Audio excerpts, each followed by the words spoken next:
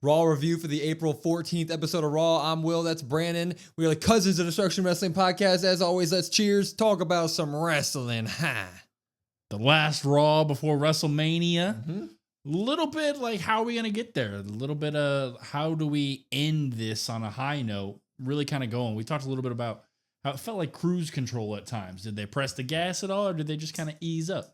Yeah, last show on the way to WrestleMania. If you want to know our full predictions, we do have that podcast out for you. So go ahead and check that out on YouTube and wherever you get your podcasts. And of course, I do want to shout out, because it is WrestleMania weekend, we are having a belt raffle during our live stream this weekend on Saturday and Sunday. You can put money into our live stream to try to win this here Undisputed Championship replica belt. So be there. It'll be fun. Let's get into Raw Vote. Yeah, make sure to like and subscribe and tell all your friends about it. Have them come join. Have them get a chance. All that good stuff. Gunther starts the show today after last week. Jey kind of big broed him for the first time. Jey got serious, kind of got Gunther on edge. And he said, well, Michael Cole was interviewing him, but he wanted none of that. And the crowd was phenomenal for this, by the way. They booed that man like he was their ultimate enemy. They finally did it.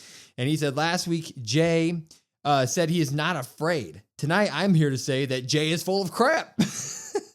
He said, screw your questions, screw Jey Uso, screw everybody who stands with him. I am a gift to this company. I'm the greatest gift to this company. I have been champion for 80% of my time here. I'm the greatest world champion of all time. I refuse to let someone like Jey Uso win that title. He thinks that I am broken, but I am confident, and I will put Jey down for the fourth consecutive time. I have never lost control, and he's lucky I didn't lose control, because if I did, when I destroyed Jimmy, I would have left him and Jimmy drowning in Jimmy's blood. Holy shit, what a picture that is. He says, I cannot wait to call my mother after WrestleMania and tell her I beat the hell out of Jey Uso. And that was it. He walked away.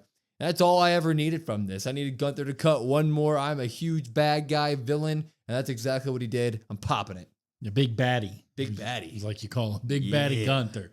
Yeah, Big Baddie Gunther came out and the crowd let him hear it, and it was nice to see that. That kind of really solidified. The crowd did their part tonight. Really solidified Gunther as that big bad heel. Sometimes you're like, man, Gunther's so cool. He's awesome. I love what he's doing. But he doesn't get that full like Dom level at one point, or as Charlotte even got at times as well. So it was nice to really get that hammer that point home. Yeah, 100%. I'm choking over here. He's nervous. WrestleMania got him excited. Went down the wrong pipe. We would get Bianca, Io, and Rhea promos today. They weren't in person here for the take-home show to Raw, but we got little vignettes from every one of them. So we'll just do them all right here. They went throughout the night. Bianca was first. Bianca said that she has been in her head a little bit because of what happened with Jade and Naomi, so she is alluding to that being still a part of her head. That's something to note. She said, but Rhea and Io have brought out a new her. She said she is now standing up and speaking the truth. And just because you don't like the truth doesn't mean that you can deny the truth. She is still the best EST. You can't spell WrestleMania without EST, of course. And it doesn't matter if it's a triple threat. I will be champion coming in at WrestleMania. I've never been pinned at WrestleMania. Uh-oh. So that was what maybe she could submit it at this WrestleMania. Maybe that's count out. If she was Chelsea Green, she'd be counted out real quick. Wait for the comments. You can't have a count out in a triple threat. Yeah, I know. Watch. Rhea Ripley would respond to this and see. She said, I can see right through you, Bianca. You always throw me under the bus and make me look like that I'm the bad guy. You're trying to think that I'm the bad guy here, but I will stop at nothing to win my title. Io, I gave you a pity party when I even gave you a shot at that belt, and that's how you won it in the first place. And then, of course, you had to pout and moan this entire time while me and Bianca were trying to settle our own beef, and that's why I found a way into this match, and she was kind of laughing about it. She says, I used you to get this match, and I will be winning it at WrestleMania.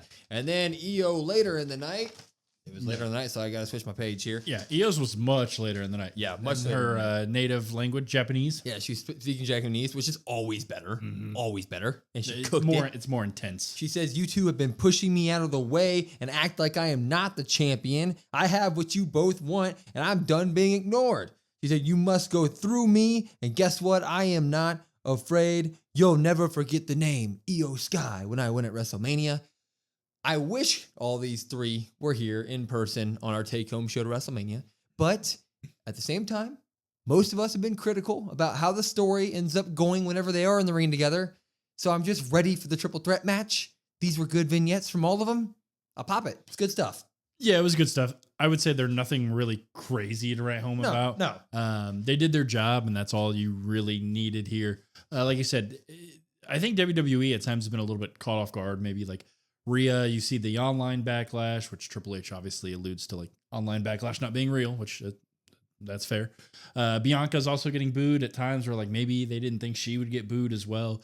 Io's the overwhelming favorite. So I feel like they've kind of had a tough time navigating this as a whole. So it's just nice to have them sit down, cut these, make sure the quality is really good, really drive the point home. And really at the end of the day, really just give you a reason as to why each woman is upset, why they're fighting for this, and we're just ready to go now. That's exactly what this is. It was literally just reiterating everybody's viewpoint going into the feud. Bianca thinks it's BS that she's even in this position, that people think that she, has lost herself. She thinks she's doing just fine. Io's like, why the hell are you guys disrespecting me? I'm the champion. I have what you want. And Rhea's like, basically like, haha, I'm getting what I want at the end of the day, which is kind of funny, actually. I'm sold on the match. Didn't need much more here tonight. They give us the points. Let's go home with it. Yeah. Ready for it. Now, what happened next was an absolute banger. Liv Morgan finally had an appearance on Raw that was substantial for the first time in this Mania buildup, it feels like. She had herself a match against one half of the tag team that she's fighting this weekend at WrestleMania. She was facing Bayley tonight, and this match slapped. It was awesome. Immediately, she would run away from Bayley, but then, roll in the ring just in time to get some stomps off, distract the ref. Raquel would get involved, right? Start smacking her a little bit. Liv would go to the outside. They'd run on the outside. Liv would go for the three amigos on the outside of the ring, and she'd get two of them. Bayley wouldn't let her get the third one and kind of tried to throw Liv into the stairs, but Liv caught herself. They ended up on top of the stairs, and she'd get the third amigo off the stairs onto the outside. Bayley just got to take a second here, giving her flowers lately. That girl does nothing but put on banger matches, and she does a lot of them lately. It's really good stuff. Liv would hit a code breaker on the ring apron. I mean, just good stuff. Jump off the apron and do a drop kick. And she screamed. You could tell she lost all of her breath when she hit the ground. I mean, this is just really good stuff. Eventually, Liv would go to the top rope to do something and jump off of it. And Bayley would catch her with a stunner. Mm-hmm. Like literally a stunner off of Liv's move. And then hit her with a Bayley to belly. She'd go for the pin, but Raquel would get Liv's foot to the rope. Not really. She kind of whiffed it. Somewhat. It was there. Somewhat. That would entice Lyra to come over and attack Raquel, but Raquel would give her a big old boot and just stand over. Yeah, and stand over. She just stood over. I said, oh, damn. And then Raquel would pop up on the apron, distracting Bayley. Liv, you'd use that to hit a code breaker. And then Bayley would pop back up. Liv went for the Oblivion, but Lyra was able to save Bayley from the Oblivion. Bayley gets a roll up. 1, 2, 3. Bayley gets the win here. She beats Liv. This match was absolutely great. I get it. People are going to get mad about it ending in a roll up, but you have Bayley go over here, which kind of points us in the direction of Liv and Raquel are definitely not losing this weekend. Great match. Great stuff. Pop. Yeah, you got to pop this as well. We talk about each of these women probably deserving a little bit better for the Mania build and the Mania feuds. And then you look at this match and you're like, well, damn, this is exactly why. They didn't have to go as hard as they did, but they did. So thank you for that. I really appreciate that. It does everything it needs to do. It checks all the boxes. And then, at the end, you have the people, let's say the younger audience, for instance, maybe they're fans of Bayley. Maybe they don't like Liv. Well, you give them a little bit of hope here. You give Bayley some credibility, some Lyra, some credibility here. Is maybe they can knock off Liv and Raquel. So this was really good stuff here. I'm still thinking that Liv and Raquel at the end of the day are going to win, but this was a nice way to start the in-ring wrestling of the night. That was really good all throughout. Yeah, really my biggest takeaway from all this, just watching the Lyra Bayley match, watching the Gauntlet match, then watching this match, it's this match is just going to be really good. It's going to be a standout match at WrestleMania. There's going to be some good stuff there. Liv and Raquel should 100% win it. I think that the how this match ended tonight points directly to that. Looking forward to it. It's going to be fun. Mm-hmm. And then we'll follow it up with another banger match. Rey Mysterio and Julius Creed walked out here on this here Monday night, and put on a freaking show. Yeah, I mean, you saw this match was going to happen, and you immediately were like, "Yeah, this is going to be good. Yeah. This is going to be really good." Yeah, I mean, it was hard to write down everything that happened here. The story of the match was Julius is really strong, Ray's really fast, and Julius is really, really, really strong, like crazy, man. Eventually we would have like Brutus come out there and Chad and everybody. They spilled out and got involved in the match. LWO came out with Ray, and shenanigans is happening right away, and the ref is like, "I'm done with this. Everybody go to the back." So American May gets sent to the back, LWO gets sent to the back, you're gone. And Julius and Ray, instead of this leading to like a really wonky quick finish, they would proceed to have a 10-minute match that was absolutely bangers all the way around.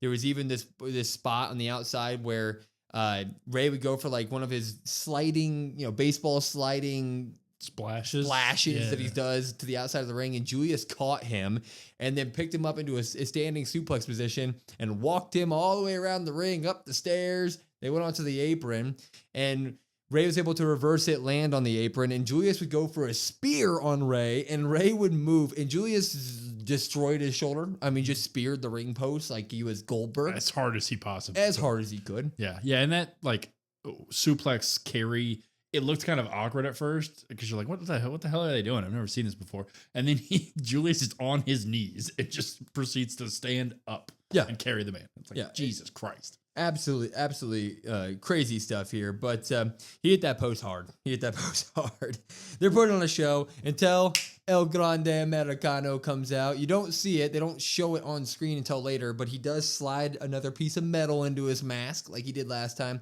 Also, side note, throughout the match, Julius is trying to remove Ray's mask, being disrespectful.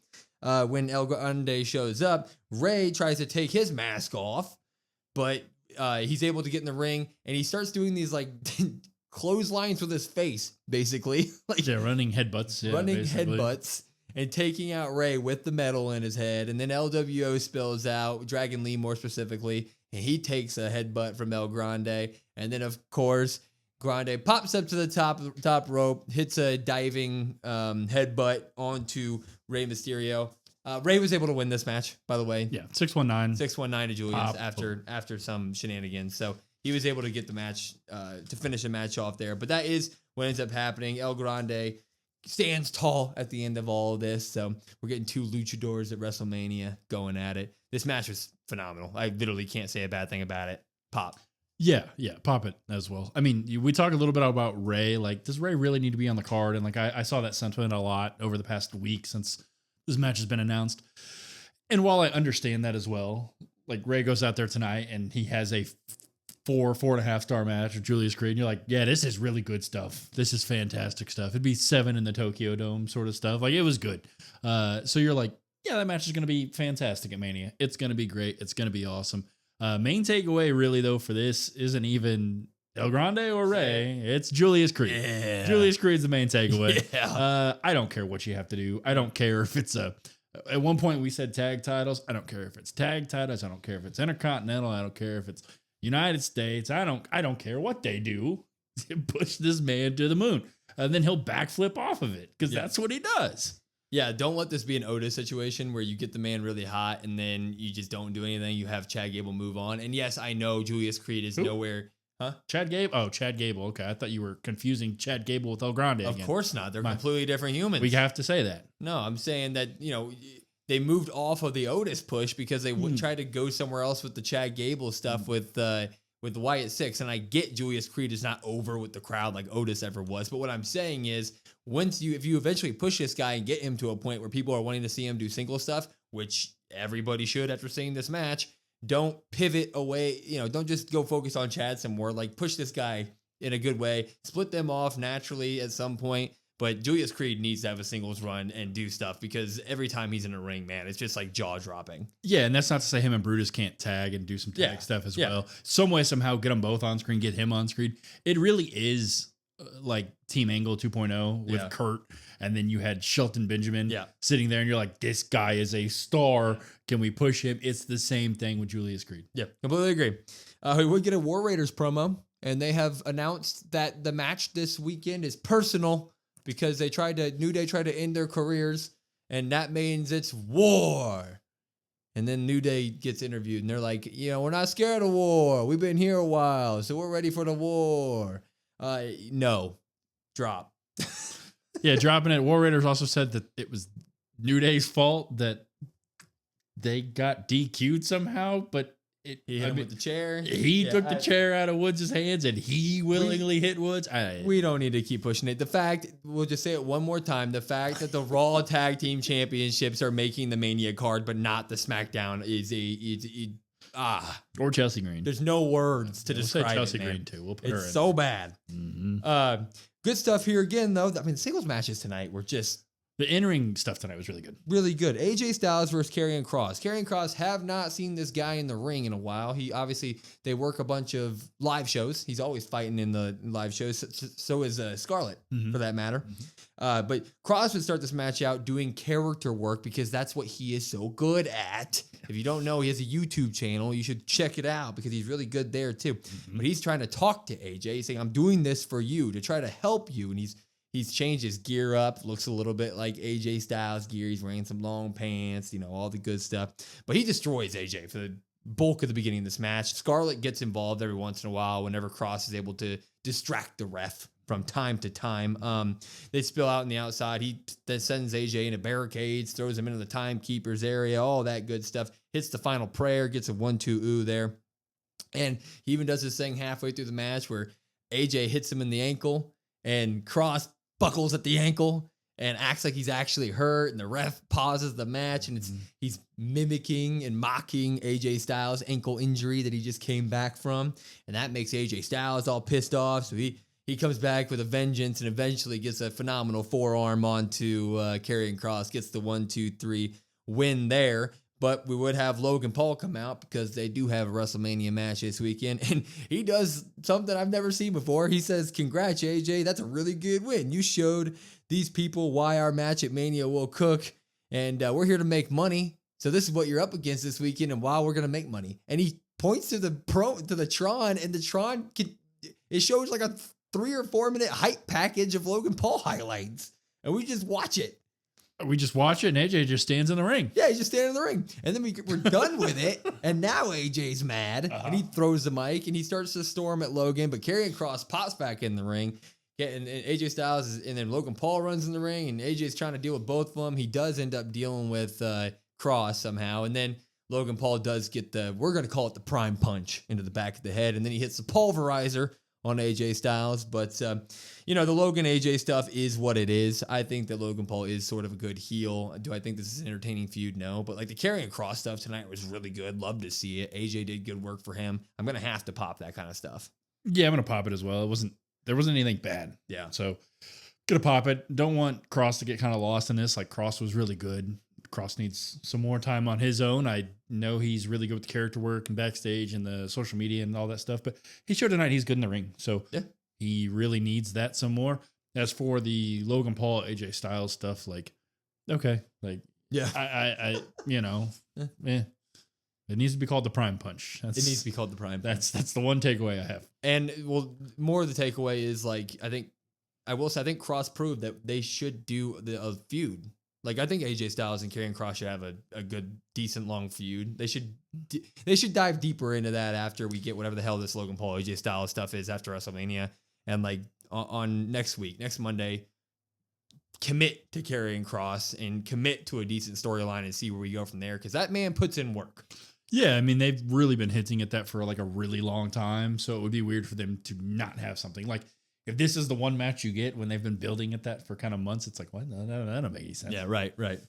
Mad Jey Uso is not mad enough to not yeet. He comes out and he's yeeting, and he comes to the ring and gets on the announce table like they be doing lately. And he says, hit my music again because the crowd's going wild. So we do get an encore for the first time in quite some time. And he goes, everybody keeps asking me where my mind's at. Am I crashing out? Yup. But I'm locked in. He said, I'm locked in for me, for you, for everybody. He says, listening to Gunther, guess what? He's mad.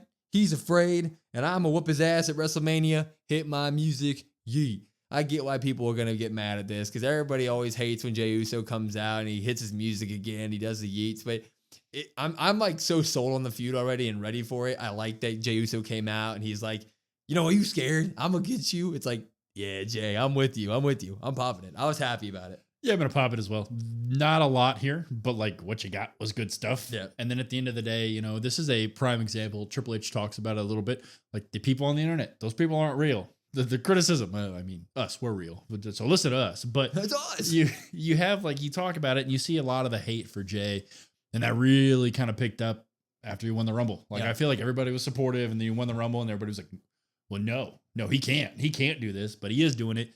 But you see the reception there, like everywhere he goes, and tonight especially, like you get the encore, and it's still going and still going. It's just like, yeah, this is awesome. This is great. I'm here for it. Yeah, I'm so ready for the moment to happen, and like I'm sold on the story beats. Like Gunther is looking to, like he's about to crash out, and Jay's under his skin. And it's like that's fun. Like we're ready. Let's do it. Let's have the blow off, and it's coming. Braun is getting interviewed in the back by Miss Kathy Kelly until Judgment Day is there to whoop his ass. And that's what they do. Dom, Carlito, Finn, they're all destroying him, throwing into all the boxes that WWE always has backstage everywhere. And they're doing this right before Finn has a match against Penta. And so he would walk out after that. Yeah, they beat his ass, and then they walk right out. Walked out. Finn walks out on his own. I don't know where Dom and Carlito went. He'd get some nuggies. They were playing some 2K. You know what they're doing. They just got 2K25. You know? Anyway, Penta is done. He saw that happening, and he attacks Finn during the entrance. And but Balor would use some sling blades and everything on the apron, and then a superplex to kind of get control of this match. The middle of this match was kind of slow. They were working each other over in long holds, stuff like that. Finn's playing a heel, so he was doing some heel tactics here and there. Eventually, Penta would hit a huge backstabber out of the corner, get the 1-2 there. They would trade sling blades again, and Penta would hit the sacrifice arm breaker. And when that happened, Judgment Day, Carlito, and Dom do come out to help the bro out, but Braun's right behind him. I mean, the music hits 30 seconds later. I mean, it is really cool because the music, the siren goes off, and you're like, I like that. And Carlito's in the same spot he was last week. He's on apron or on stage side of the ring, and Finn kind of gives him this look of like, "Go get him," and Carlito's like, "Hell no!" And he gets in the ring. Dom's in the ring too to meet Braun, and they start to get a little bit of attack on Braun, but Braun pops up, bounces off the ropes, double spears Dom and Carlito, and Penta's now stumbling in the corner because they attacked him as well. Braun would go for a spear on him, but Penta would reverse it, and he gets something. What move did Penta get? He flipped him there, and then he went on the out, like they're on the outside, and then he walks up the rope and does that crossbody. Yeah, he pops up on the top rope, crossbodies everybody. So Penta gets to stand tall this week. And kind of Finn, because Finn's behind everybody. Yeah, I guess. Like Finn's over here basically on the stage. Holding his head, right? But he's standing. Yeah, he's standing. Everybody else is on the ground. We've gotten Penta standing tall. We've gotten Finn standing tall. We've gotten Braun standing tall. That leaves one man. Dirty Dom has not stood tall yet. This was some fun stuff. You love to see this kind of stuff, but it looks like all eyes are pointing toward Dirty Dom getting that title at WrestleMania, baby. Titles and tendies. Yeah, you got to pop this. Somebody in our live chat asked us, what would our reaction be if Dom doesn't win? And I said, well, I have not once considered that to happen. Yeah. So I am pretty much like, I know it's a fatal 4-way, and I know you're supposed to be like, oh, I don't see the odds happening. I would be stunned if Dom doesn't win. Yeah. I know we've been fans of Dom for a while, and we're like, every year, we're like, damn it, he needs a moment. He needs a moment. If he doesn't get it this year, he just may never get a moment. Well, they just booked the story so well right now where like they don't even mention Dom. He's almost playing like a even lesser role than EO is during the feud. Like that's how much they're kind of disrespecting Dom during this feud. I mean, they're not being as like right in your face, push you and shove you disrespected, but week after week he takes shots and he's not standing tall. It's not even being like thrown out there that he has a chance, and that's on purpose in my opinion. I'm getting my hopes high for Dom winning the championship. I can't imagine a world where he doesn't. Yeah, it's almost like it's a triple threat. It's almost like it's Finn versus Braun versus Penta, and Dom and Carlito are helping Finn. Like that's how low key I guess Dom's been. Yeah, I can't wait. We get to the final part of the night, main event. Some good stuff. Yeah. By the way, this entire night, we cut backstage to the garage, and Paul Heyman's waiting for Roman all night, and he's not showing up. He's sitting on like 2x4s in the back. Mm-hmm. Yeah, little bleachers or something. Yeah. We cut to him again, and he's still like on his phone. I don't know what he's doing on his phone. He's probably playing that WWE Supercard game. I know he said call Roman Reigns at one point. Oh, did he? Yeah. Anyway, he's waiting for the tribal chief. But that was like early. That was like the first 10 minutes. CM Punk shows up though, and he goes and he says, "Look in my eyes. What do you see, Paul?" And Paul sits there like a cult of personality? And you see, you know, a big black Escalade or whatever he drives pulling up, and Roman gets out, turns, he sees Paul Heyman and CM Punk chilling, relaxing, having a good time. And he's like, man, screw this. He starts walking to the ring. Paul Heyman's kind of chasing him, tailing him, like, my tribal chief, my tribal chief. But we cut to them walking all the way to the ring. Paul has a microphone. He's doing his thing where, you know, he's trying to give his tribal chief the microphone. Tribal chief says, no, screw that, walks right past Paul Heyman and grabs a mic from some lucky human who is handing Roman Reigns a mic. And he says, acknowledge me, Sacramento. And he looks right at Paul Heyman when he says it. And he goes, this whole world can hear you guys, meaning Sacramento, acknowledge me. You would never betray your tribal chief, but not everybody's like you, Sacramento. Some people would betray me. Sacramento, you got any guesses on who would betray me? And he starts looking right at Paul, and he goes, wise men, how could you betray me? Why? And Paul goes, no, my tribal chief, it was not a betrayal. I gave back a favor that I owed. And Roman says, Sacramento, I'm confused. He goes, favors are paid back by the person who owed the favor, by yourself, yet I'm the one who's getting screwed over in this favor. You know, I never asked for a favor. I take what I want. We take what we want, and I didn't ask any favor of anybody because I didn't ask for anybody else to help me during the war games. So why am I covering for your dumbass favor, is what he says. And Paul's face goes full white. Seth Rollins music hits, though. And Seth Rollins comes out, and he says, after a decade, you're getting it, Roman, but you're missing one piece to the puzzle that I'll tell you, and it's too late. He goes, this triple threat match is the most important in history because the winner defines the future of the industry. If it can't be you because you don't show up enough, you just take your ball and leave whenever you want. WWE will die with you being the future. And now you know that you can't trust CM Punk at all because all he does is leech off of other people's success and come back to take it all in. And he goes, the business will die with him. I will sacrifice for this business. I will die for this business, so it has to be me. So that one piece that I told you earlier that you're missing, that you don't know, is that favors don't happen by chance. They're a choice. And he says, I chose not to hit Paul last week. Now he gets to choose if he's going to repay me a favor. But guess what? He's a scumbag. Paul is not in CM Punk's corner by chance. He's there by choice. He's not refusing, or he's not returning a favor. He's choosing. And why is he choosing Punk over you, Roman? And that gets to Roman. Roman starts looking around, and Roman says, wise man, he's right. And he says, you made your choice, wise man, and now I've made mine. He turns and he starts attacking Seth Rollins. Don't really understand the logic on that one, but he starts to attack Seth Rollins, throws him into the ring post, and he falls out of the ring. And then he turns around, and Paul is loving it. Paul thinks that he's chosen Paul, right? The wise man. He goes, I acknowledge you, Roman, or my tribal chief. And Roman walks over, shoves Paul in the face. And when that happens, that's the CM Punk his here button. Paul kind of staggers and falls down in the corner. Falls into the corner. He's covering his face. He's hurt. He's being Paul Heyman. And Punk's here. He's beating up Roman, throws him to the outside of the ring. And after he throws Roman to the outside of the ring, CM Punk goes over to the corner and starts to console Paul Heyman, who is telling CM Punk what happened as if Punk wasn't watching. Well, some people don't watch it. I guess not. We know Dom doesn't watch it.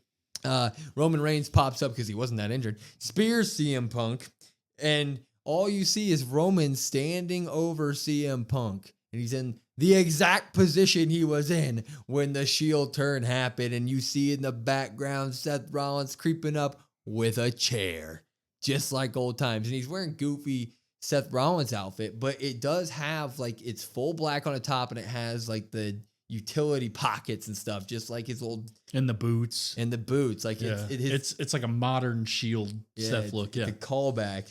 Seth hits Roman with the chair right in the back, just like he used to, stares down Paul Heyman, then he stomps Punk, then he stomps Roman, and he stands tall. So a lot of things happen here at the end of Raw, man. A lot of things. You do get Roman Reigns seemingly being done with the wise man. You get Seth Rollins explaining that the favor is all a choice, that Paul Heyman's a scumbag, that CM Punk's a scumbag. You get Seth Rollins standing tall with the old Shield chair shot comeback. This was all phenomenal, popping it all. Yeah, I'm going to pop it all, and it really just kind of clouds it a little bit even more for me. Punk obviously wants to be in support of Heyman, and I think at least early on, maybe you get Heyman pretty much back in Punk. I think he's going to pretty much be pissed at Roman. Then maybe throughout the match, you have Paul kind of trying to be swayed some way, somehow, something like that. But nice little callback from the Shield from Rollins. Pat McAfee even points it out. Like, he's very specific to say it. They made sure to make it a point. You look at it, and Seth didn't really tell any lies in his promo work tonight. Roman stuff was really good as well. He feels betrayed. Everything he's seen would have him believe that Heyman's choosing Punk over him. So I can understand that as well. Why are you turning your back on me? Basically, I haven't done anything wrong. So this is all just like really good stuff. It makes me wonder a little bit if Seth is going to come out on top, since I picked Seth in our predictions video, but I don't really care at this point. This is just fantastic stuff. Yeah, I mean, I wish they would have done something to where we would have had a little bit more, I wish it wasn't as smooth sailing between Punk and Paul as it is at the moment, because at the moment it feels like they really are just like, they have the best relationship out of anybody there. It's like, at this point, if you're Paul Heyman, like, Roman has now shoved you by the face on multiple occasions. Like, your best friend has run out and protected you every time anybody's put a hand on you.